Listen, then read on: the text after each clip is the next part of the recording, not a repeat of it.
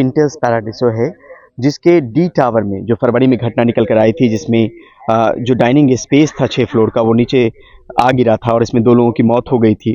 अब ये आदेश दिया गया है डीसी की तरफ से कि इस टावर को नोएडा के ट्विन टावर के तर्ज पे ही गिराया जाएगा। आप देखिए, ये टावर जो है डी टावर इंटेल्स पैराडिसो का, ये टावर जो है वो गिराने के आदेश दिए गए। साथ में ई और एफ टावर, जहाँ पे कई सारी दरारें मौजूद हैं, उसको खाली करवाने के भी आदेश दिए, जो लोग वहाँ पर रह रहे हैं।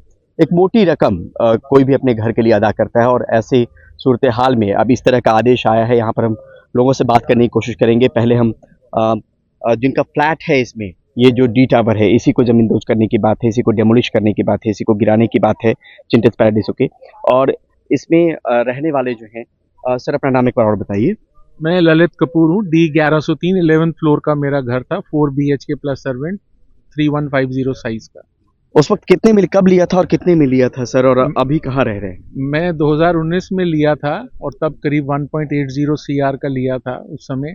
प्लस उसके ऊपर खूब पैसा भी लगाया क्योंकि रॉ फ्लैट था। उसके ऊपर काफ़ी ओवरहेड एक्सपेंसेस भी हुए, रजिस्ट्रेशन चार्जेस भी हुए, इन्होंने ट्रांसफ़र चार्जेस, बहुत तरह के खर्चे भी है। इनकी बुक्स में मेरी जो प्राइस है 1.8 के करीब है, plus I have spend lot more on it. अभी आप कहाँ रह रहे हैं सर? अभी मैं टेम्परेरी अकोमोडेशन है, टावर बी में रह रहा हूँ, जो कि एक फ्लैट है, लेकिन उसमें कोई सुविधाएं नहीं है, कोई अलमारी नहीं है, कुछ नहीं है। सिर्फ एक बेसिक है कि छत मिली हुई है रहने के लिए, और वो भी जो है शायद खाली करनी पड़े। कोई नोटिस दिया कि आपको 16 तारीख तक इसको खाली करना है, नवंबर तक। और हमने कहा कोई दूसरी अकोमोडेशन तो क्या हमारे पास कोई नहीं है, आपको जहाँ मिलती है वहाँ ले लीजिए, हम थोड़ा बहुत किराया दे देंगे जैसा डिस्ट्रिक्ट एडमिनिस्ट्रेशन ऑर्डर करेगा। अब जो गिराने के आदेश हैं, उससे पहले अब आप क्या चाहते हैं सर? क्योंकि ये खराब स्थिति में तो थी, स्ट्रक्चरल ऑडिट में तो आ गया, और उससे पहले भी वाकया जो फरवरी में निकल कर आया। अब जब गिराने के आदेश हैं, आपकी क्या मांग है सर? देखिए, जो इसके एमडी हैं प्रशांत सोलोमन जी, एनडीटीवी पे उनका एक बड़ा विस्तृत इंटरव्यू आया था 1 साल पहले। आप उसको कोरिलेट करिए, उन्होंने अपने इस प्रोजेक्ट के बारे में क्या क्या बोला।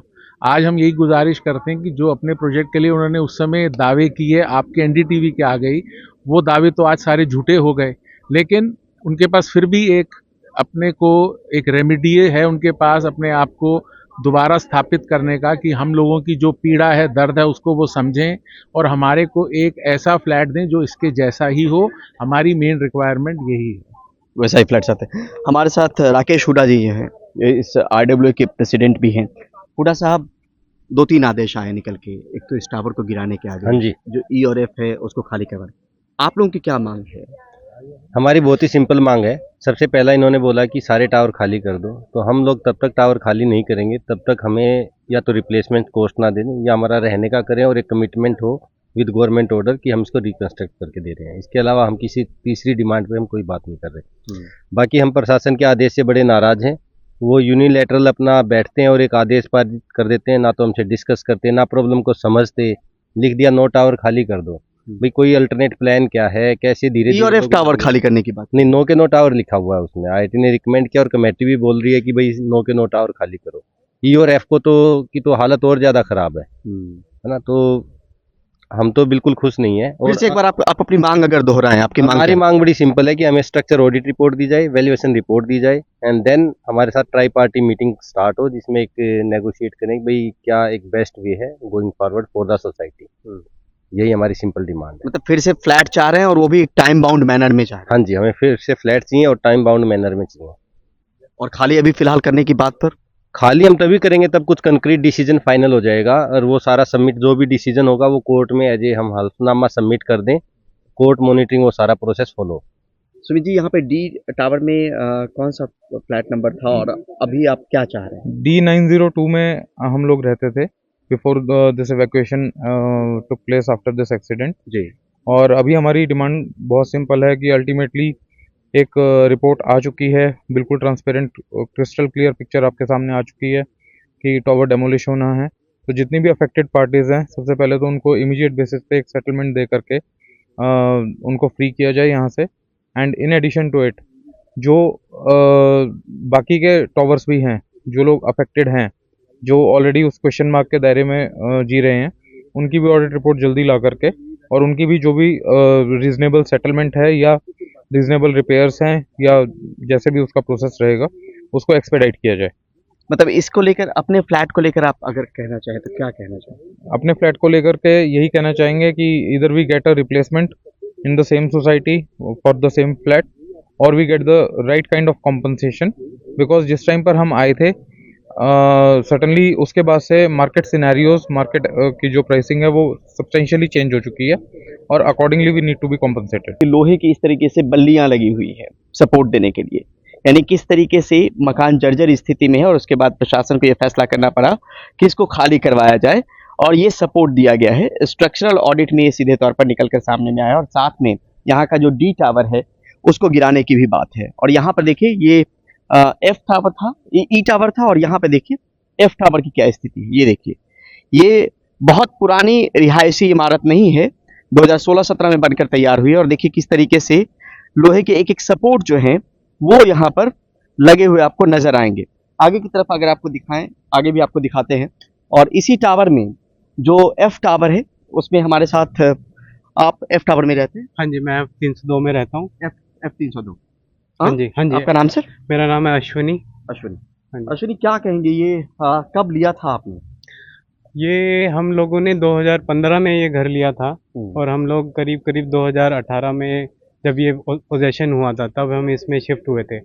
हम करीबन 7वीं या 8वीं फैमिली थे जो यहाँ पर मूव हुए थे। तो हम लोगों ने जब से यहाँ मूव हुए हैं कोई ना कोई रिपेयर कार्य इन सभी टावरों में होता हुआ है। फिर आपसे बात करते हैं अश्विनी से, लेकिन उससे पहले ये स्थिति आपको दिखाएं। ये देखिए आप किस तरीके से लोहे की जो बल्लियां हैं वो सपोर्ट सिस्टम के तौर पे यहाँ पे दिया गया है। आप एक एक देखिए, गौर से आप देखिए, ये इसको अगर आप देखें आप समझ जाएंगे।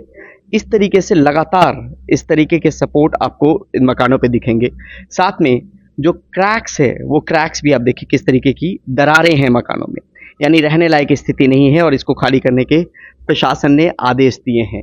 ये वही सोसाइटी है जहां पर फरवरी में डी टावर के जो 6 मंजिल हैं उसका जो डाइनिंग स्पेस होता है अचानक ज़मींदोज हो गया था, उसमें 2 लोगों की मौत हो गई थी। और ये फिलहाल जो आप टावर देख रहे हैं, आप देखिए ये ई और एफ टावर की स्थिति है जो हमने आपको दिखाई कि किस तरीके से सपोर्ट इसमें दिया हुआ है और जगह जगह आपको दरारें नजर आएंगी। अब इसको खाली करवाने की बात हो रही है। फिर से एक बार नाम बताइए सर अपना।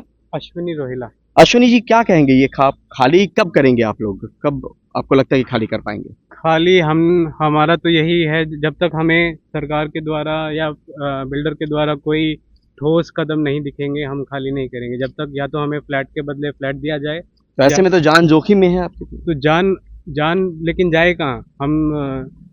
हमने इतना पैसा लगाया, अपने पूरी हार्ड अर्न मनी इसमें लगाई हुई है। हम ऐसे उठ के कैसे कहाँ चले जाए जब तक हमें बिल्डर कोई आश्वासन नहीं देगा। लेकिन वो प्रशासन ने कहा है कि ई और एफ टावर के लोग जो हैं उनको जल्दी जल्दी इवैक्यूएट करवाया जाए, खाली करवाया जाए, क्योंकि जो स्थिति है वो बहुत बेहतर नहीं है। और यहाँ पे भी दिख रही है कि जिस तरीके से आप देखिए, लोग भी अगर देखें तो वो समझ सकते हैं। ये देखिए आप किस तरीके से लोहे की बल्लियाँ यहाँ पे तो बहुत ज़्यादा तादाद में है। आगे आपको दिखाएंगे तो एक एक करके, और यहाँ पे लोग रह रहे हैं। सबसे बड़ी दुविधा की बात ये है कि देखिए इस हालात में भी सर प्रशासन ने तो जब डी टावर गिरा था तभी भी ई और एफ को खाली कराने का ऑर्डर दिए थे, बिकॉज उस टाइम पे लोगों ने बताया था कि जो फेज 1 के 4-5 टावर हैं उन सब में सेम कंस्ट्रक्शन है। तो अगर प्रशासन इतना ही हम लोगों के लिए चिंता करने वाला होता तो शायद अभी तक कुछ ना कुछ ठोस कदम लिए जा चुके होते। ये सिर्फ उस टाइम पे दिखाया। खाली कब करेंगे?